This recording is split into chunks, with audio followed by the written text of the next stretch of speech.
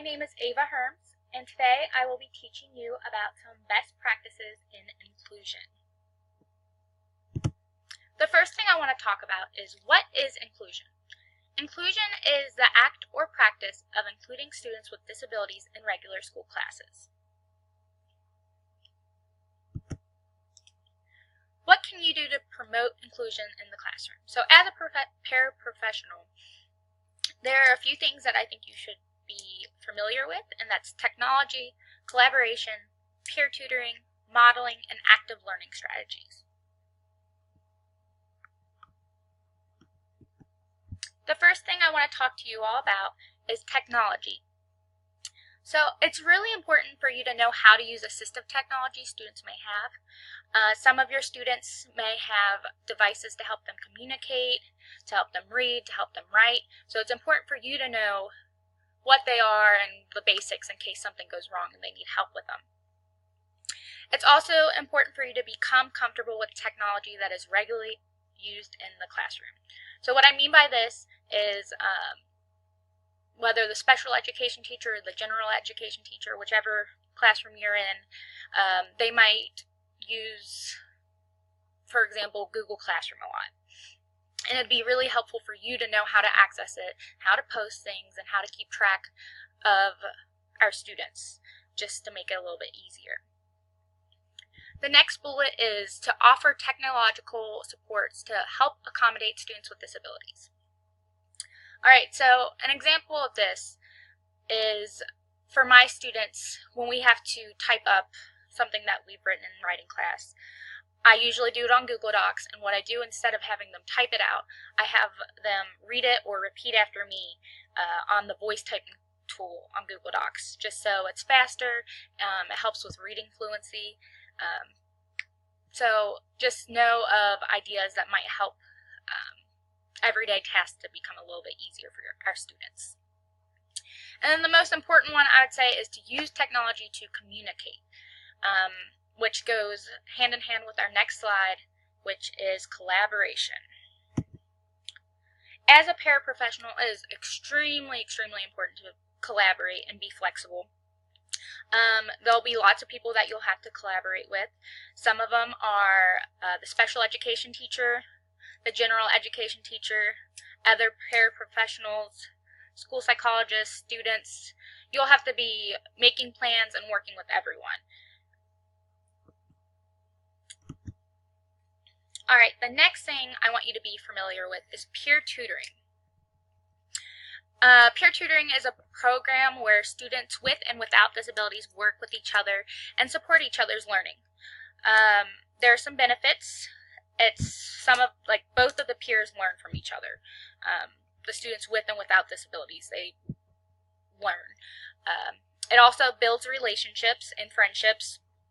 So I know there are a lot of difficulties sometimes with students who have disabilities making and maintaining friends, and this program really helps with that. And then the last benefit I put is that it promotes inclusion, because a lot of times people with disabilities unfortunately do get bullied, and when you connect them with someone in their class, it makes it less likely for them to feel ostracized. Alright, and I included this resource. It's Kentucky Peer Buddies.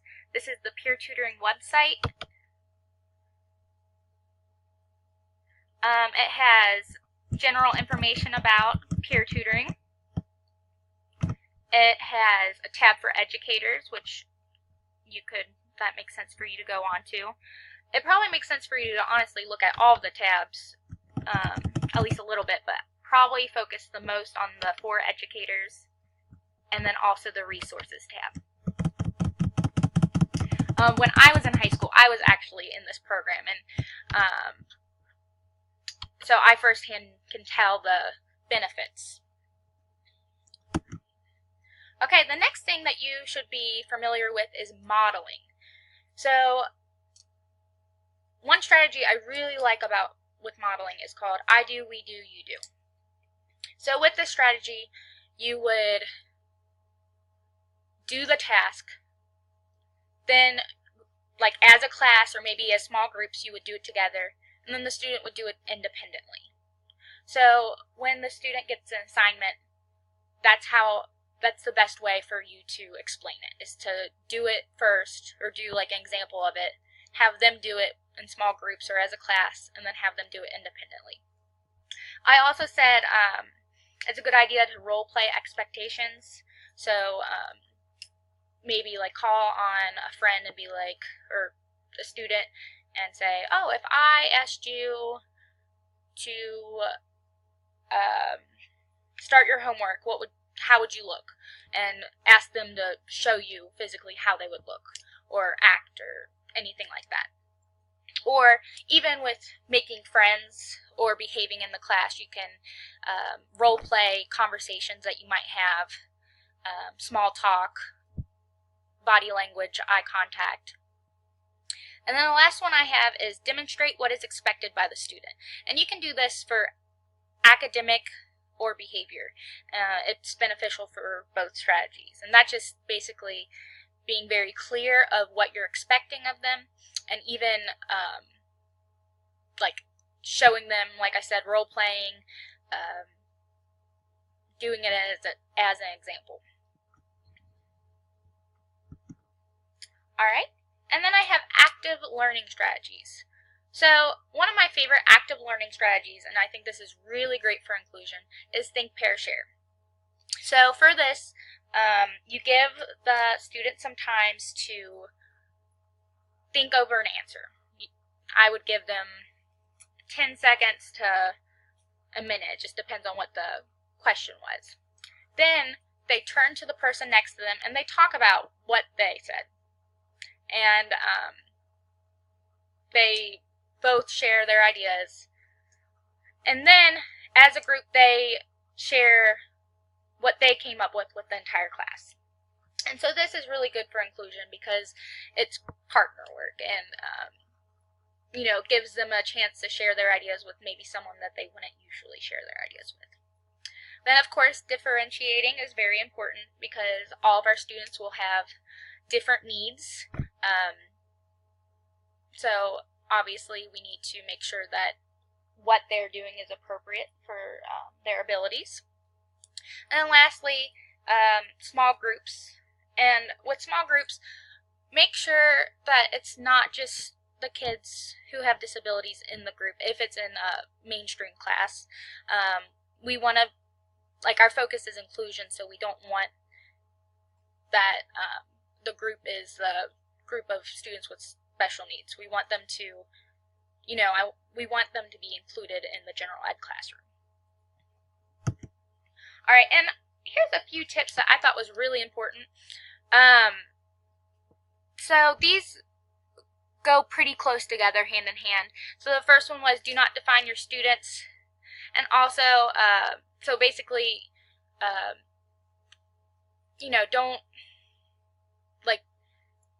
don't think of them as students with disabilities. Think of them just as your students. That should be it.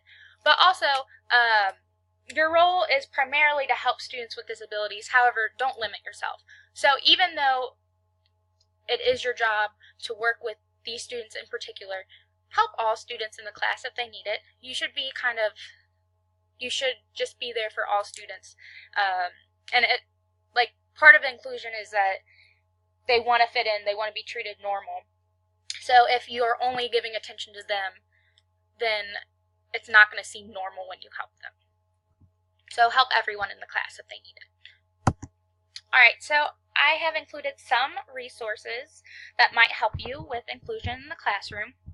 So the first one is the peer tutoring one, which we checked out a little bit, so I'm not going to go on to. The next one I really, really liked. It was inclusiveschools.org. It loads. Alright, so this is a really nice website when it comes to inclusion. It has resources, a blog, a shop, Inclusive Schools Week, Inclusion in Action, so it has stories about the effects of inclusion. Then if you scroll down, it has resource categories, which I really, really like.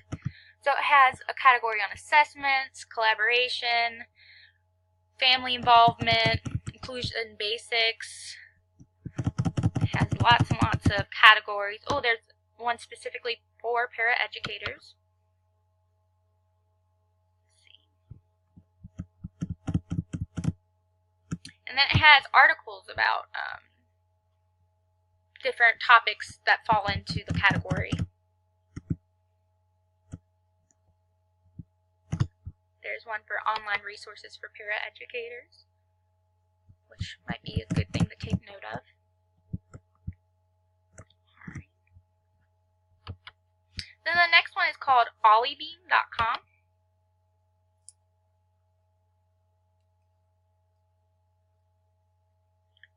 So Oliebeam has a specific section for inclusion.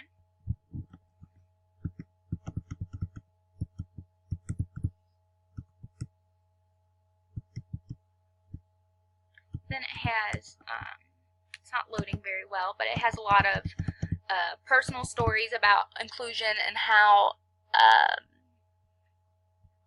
inclusion affected their students. But it's not loading very well, but it's a good resource if you are interested in it. Alright, and then here's just the APA citation of them. And then here are the sources I used. I hope you learned something from this little lesson. If you have any questions, please feel free to contact me. Thank you.